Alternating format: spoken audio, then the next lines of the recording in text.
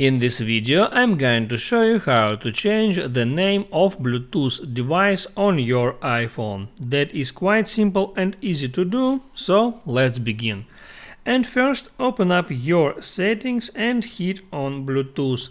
There are all the devices that was connected to my iPhone before, and to rename that devices, first I need to connect that device, so connection have to be active now. So I'll open up AirPods case to connect AirPods.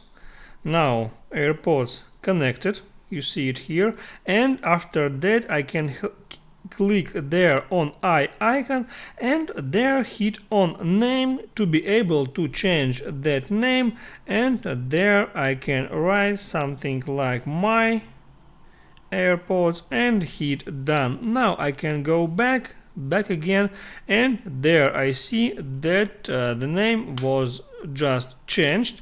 And if that device is now disconnected, I can hit on I, but there I have no ability to change the name of that device.